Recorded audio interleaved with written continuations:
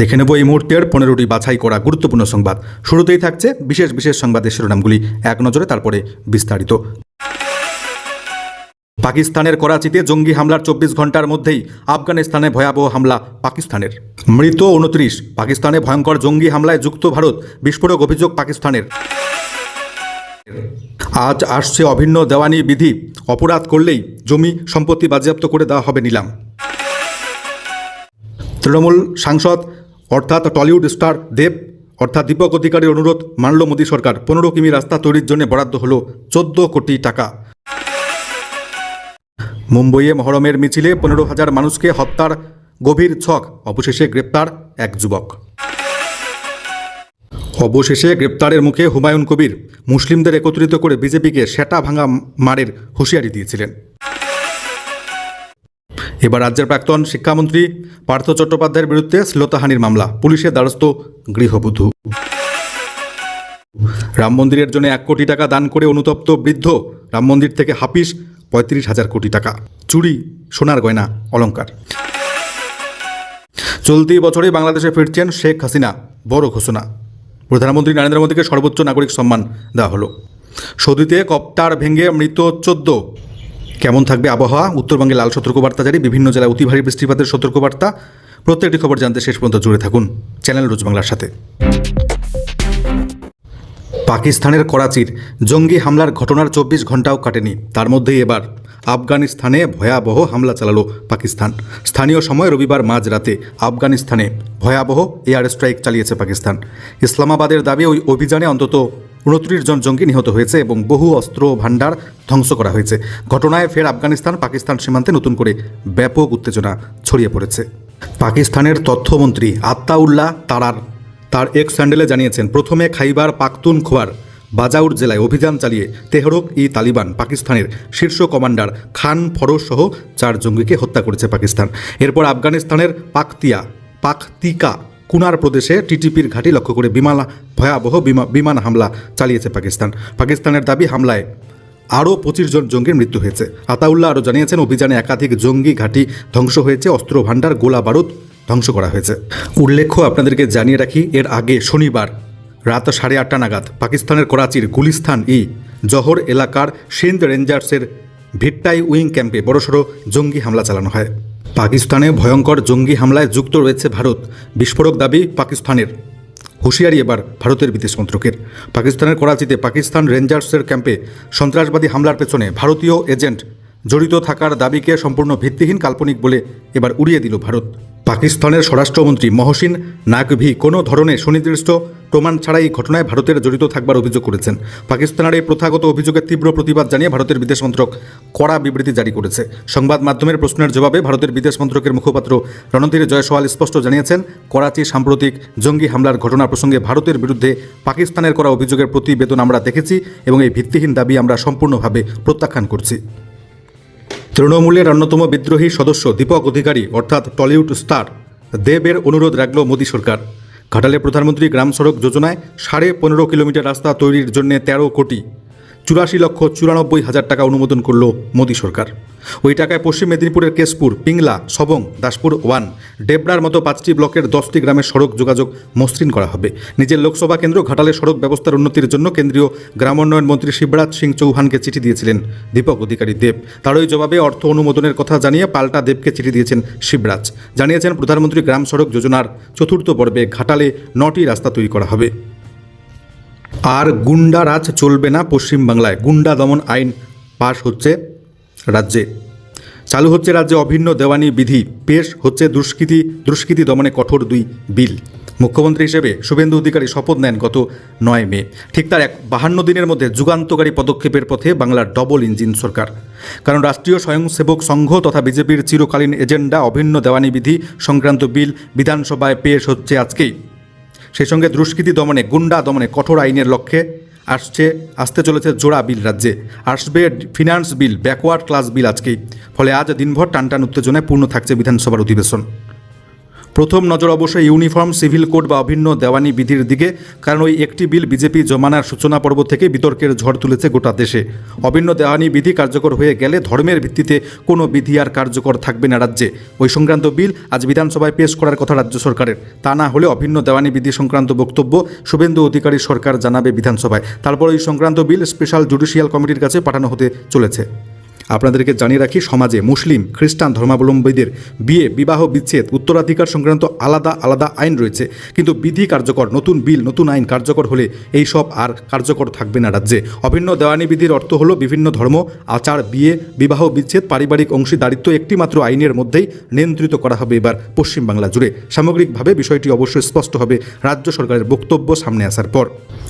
এছাড়াও শুভেন্দু সরকার পেশ করবে the West Bengal public safety and control of anti social activities bill 2026। গুন্ডা দমনে কঠোর আইনের বিধান রয়েছে ওই বিলে।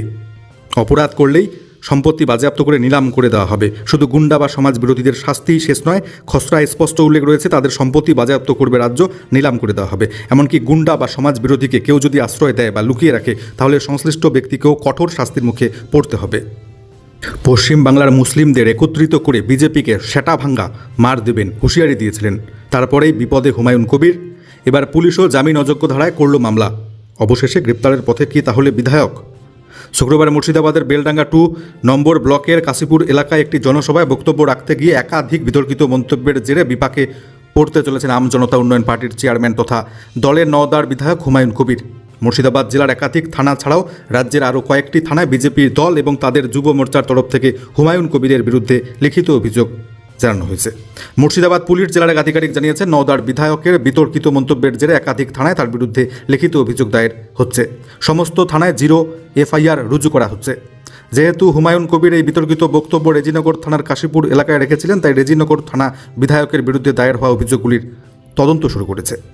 প্রসঙ্গত, শুক্রবার রেজিনগরের কাশীপুরের জনসভায় বক্তব্য রাখতে গিয়ে হুমায়ুন কবির ভরতপুরের বিজেপির পরাজিত প্রার্থী অনামিকা ঘোষের নাম নিয়ে রেজিনগরে বিজেপির কিছু কার্যকলাপের প্রসঙ্গ উল্লেখ করে বলেছিলেন, ভোটে হেরেও এরা মনে করছে যেন MLA হয়ে গিয়েছে।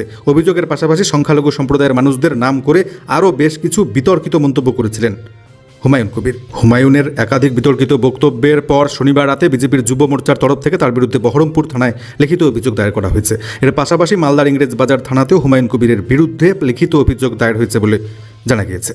হুমায়ুন কবিরের বিরুদ্ধে পুলিশের তরফ থেকে দাঙ্গায় উস্কানি দেওয়া, দুটি ভিন্ন সম্প্রদায়ের মধ্যে শত্রুতা তৈরি করা, জাতীয় সংহতি নষ্টের চেষ্টা করা, সরকারি কর্মচারীকে আঘাত করা, কর্তব্যে বাধাদানের চেষ্টা, মানহানি, উত্তেজনামূলক ভাষণ, অপরাধমূলক ভীতি প্রদর্শনের অভিযোগ আনা হয়েছে।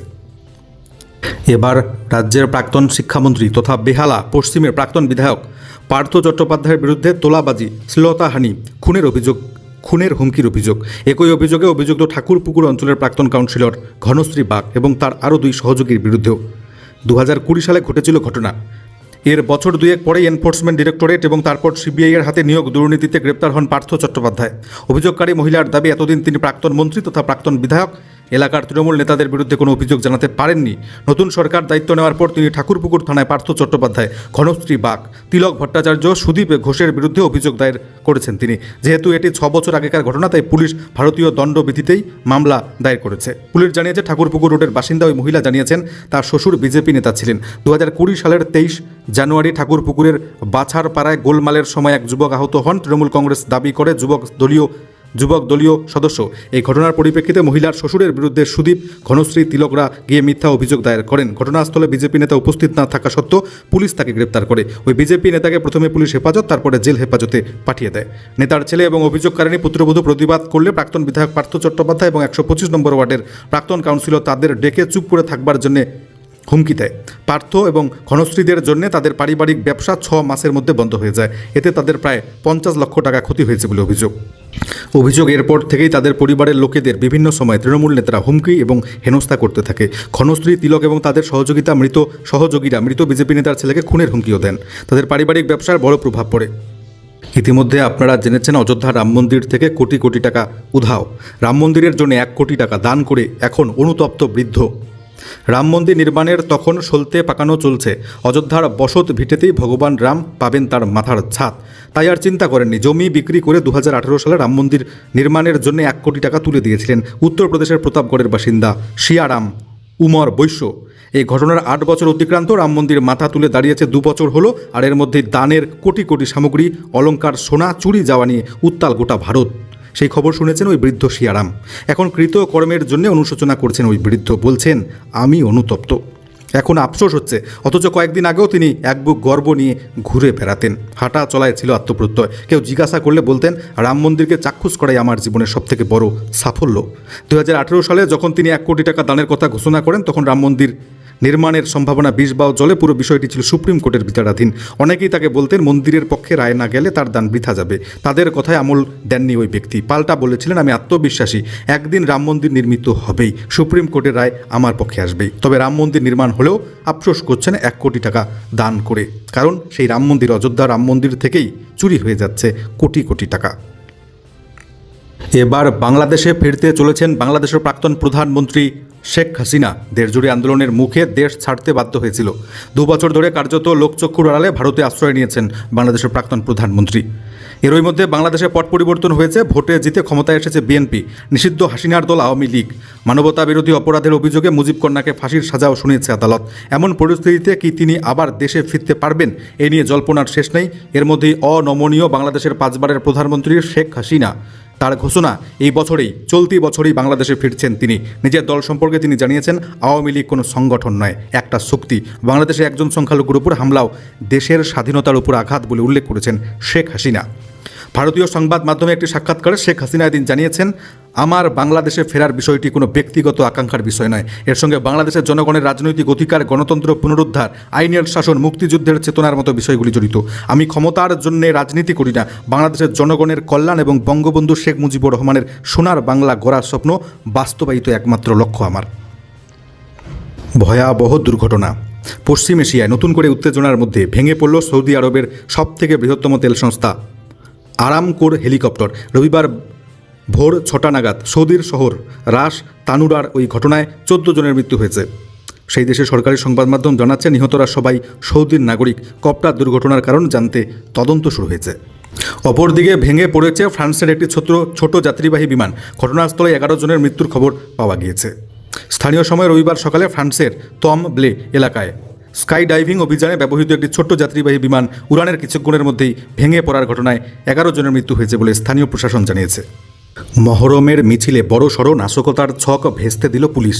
মুম্বইয়ের বাইকুল্লা এলাকায় বিষাক্ত ক্যাপসুল বিলির অভিযোগে এক যুবককে গ্রেপ্তার করা হয়েছে। ধৃতের নাম ফৈয়াজ প্রেমজি। মিছিলে অংশগ্রহণকারীদের মধ্যে ক্যাপসুল বিলি করছিল অভিযুক্ত। ক্যাপসুল খাওয়ার পর বেশ কয়েকজন গুরুতর অসুস্থ হয়ে পড়েন। জানা গিয়েছে ক্যাপসুলে জিঙ্ক ফসফাইট মেশানো হয়েছিল। ওই রাসায়নিক সাধারণত ইঁদুর মারার বিষ হিসেবে ব্যবহার করা হয়। ডেরায় ফৈয়াজ জানিয়েছে কমপক্ষে 15,000 মানুষকে খুন করবার ছক কষেছিল সে। ইতিমধ্যে ধৃতকে 2 দিনের পুলিশ হেফাজতে পাঠিয়েছে আদালত। তদন্ত জারি রয়েছে। সূত্রের খবর শুক্রবার রেড রোডের রেহমতাবাদ কবরস্থানের কাছে মহরমের মিছিলে ক্যাপসুল বিলি করছিল ওই ব্যক্তি। ক্যাপসুলগুলিকে ব্যথা কমানো এবং রোগ প্রতিরোধ ক্ষমতা বৃদ্ধির ঔষধ হিসেবে দেওয়া হচ্ছিল। তা খাওয়া মাত্র কমপক্ষে 11 জন গুরুতর অসুস্থ হয়ে পড়েন। তাদের তড়িঘড়ি হাসপাতালে ভর্তি করা হয়। ডিসিপি জয়ন্ত মিনা জানিয়েছেন অভিযুক্তের কাছ থেকে ইতিমধ্যে 14,090টি বিষ মিশ্রিত ক্যাপসুল বাজেয়াপ্ত করা হয়েছে। এর সঙ্গে 30,000 খালি ক্যাপসুল এবং 50 কেজি ফসফরাস অর্ডার দিয়েছিল ফৈয়াজ। জেরায় অভিযুক্ত জানিয়েছে মিছিলে উপস্থিত প্রায় 15,000 মানুষকে হত্যার ছক কষেছিল সে। তদন্তে জানা গিয়েছে 15 দিন আগে পুনে থেকে ডোঙ্গরি চলে আসে অভিযুক্ত। ক্যাপসুল বিলির জন্য বেশ কয়েকজনকে নিযুক্ত করেছিল ওই যুবক। উত্তরবঙ্গের জেলাগুলিতে চলছে লাগাতার বৃষ্টি, কোথাও কমলা কোথাও লাল সতর্কবার্তা। কেমন থাকবে আবহাওয়া, ওয়েদার রিপোর্ট থাকছে এক নজরে।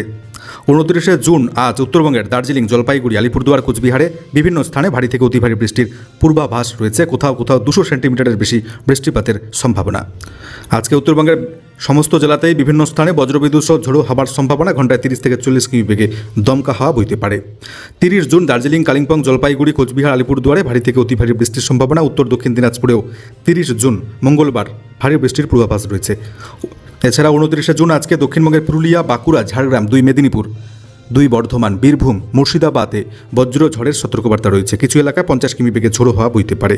30 জুন দক্ষিণবঙ্গের বীরভূম, মুর্শিদাবাদ, নদিয়া, উত্তর দক্ষিণ 24 পরগনা, দুই বর্ধমানে বজ্রবিদ্যুৎ সহ বৃষ্টির সম্ভাবনা রয়েছে। দমকা হাওয়ার গতিবেগ ঘন্টায় 50 কিমি পর্যন্ত পৌঁছে যেতে পারে। উত্তরবঙ্গের পাহাড়ি এলাকায় ভূমিধস, নিচু এলাকায় জল জমার আশঙ্কা তৈরি হয়েছে। অতি ভারী বৃষ্টির জেরে নদীর জলস্তর বাড়ছে উত্তরবঙ্গে ক্রমশ। তিস্তা, তোরসা, জলঢাকা, রায়ডাক নদীর জলস্তর ক্রমশ বৃদ্ধি পাচ্ছে। আজকে 29 জুন এবং আগামীকাল 30 জুন মঙ্গলবার উত্তরবঙ্গের একাধিক জায়গায় সর্বোচ্চ সতর্কবার্তা জারি থাকছে। দক্ষিণবঙ্গের একাধিক জেলায় কমলা সতর্কবার্তা জারি রয়েছে। আজকে সংবাদগুলো এই পর্যন্তই। বিদায় নিচ্ছে আপনাদের কাছ থেকে। দেখা হচ্ছে পরবর্তী গুরুত্বপূর্ণ সংবাদের সাথে। আপনি কোন এলাকা থেকে সংবাদ দেখছেন, সেই এলাকার গুরুত্বপূর্ণ খবর জানতে চাইলে কমেন্ট বক্সে লিখে জানাতে ভুলবেন না। ধন্যবাদ।